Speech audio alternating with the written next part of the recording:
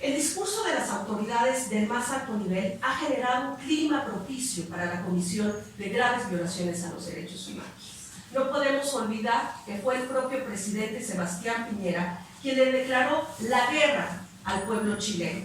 Lo describió como un enemigo poderoso, peligroso. Las escenas que hemos visto en las calles a través de la documentación, de las evidencias videográficas y fotográficas, de los actos atroces cometidos por militares y carabineros, nos dejan claro que están atacando a un enemigo peligroso. Amnistía Internacional le solicitó hace más de una semana una reunión al presidente Sebastián Piñera, en donde pretendíamos entregarle la evidencia de nuestra rigurosa investigación de las últimas semanas, así como los reclamos de las víctimas de violaciones a los derechos humanos, de las más de 10.000 denuncias que hemos recibido a través de los diversos canales que hemos abierto para la población. Su respuesta ha sido un silencio que Amnistía Internacional no lo toma personal, pero lo toma como un silencio frente a las violaciones a los derechos humanos que ha sufrido la ciudadanía y el pueblo chileno. Nosotros no requerimos invitación de las autoridades para documentar las graves violaciones a los derechos humanos. Nos basta con la invitación de las víctimas, a las cuales nos hemos comprometido a acompañar de cerca para demandar sus derechos a la verdad, a la justicia, a la reparación y sobre todo garantizarle a la sociedad chilena su derecho a la no repetición de estas atrocidades que han tenido que enfrentar en las últimas semanas. En estas conclusiones preliminares también tenemos recomendaciones muy claras para el gobierno y particularmente para el presidente Sebastián Piñera.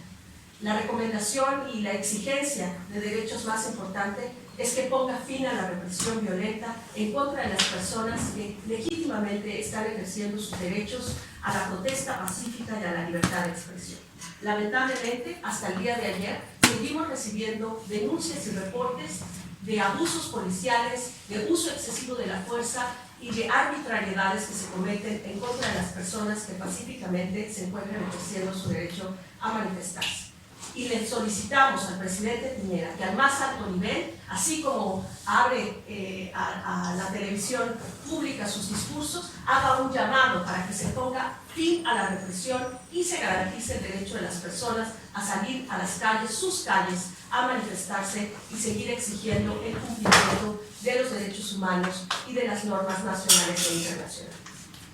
Solicitamos a los órganos de justicia que investiguen la responsabilidad de mando en las violaciones a los derechos humanos y crímenes de derecho internacional cometidos en el contexto de esta crisis. Particularmente a la Fiscalía le solicitamos que no solo investigue a los individuos, a los carabineros, a los soldados que han sido acusados de estas violaciones, sino que también investigue minuciosamente el contexto en donde la línea de mando tiene que tener una responsabilidad clara por haber tolerado o por haber ordenado que se cometan estas violaciones a los derechos humanos.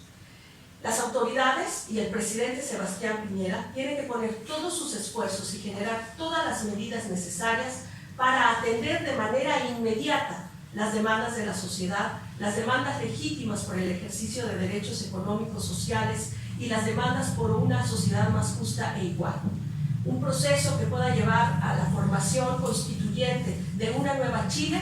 es un buen paso, pero no será suficiente en la medida que no se tomen medidas inmediatas para empezar a superar esta gravísima crisis en materia de derechos humanos. Las autoridades deben de emprender una seria reforma a la policía chilena. Esto ha sido una demanda y una exigencia histórica de organismos y organizaciones de derechos humanos en el país, precisamente porque estas violaciones no son nuevas y lamentablemente se podían prevenir si se hubiese tomado con atención estas demandas de reforma que incluyan precisamente garantizar que las fuerzas de seguridad estarán aquí para proteger la integridad y vida de la ciudadanía y de la población chilena y no para violentar sus derechos. Finalmente, quisiéramos cerrar esta conferencia honrando la lucha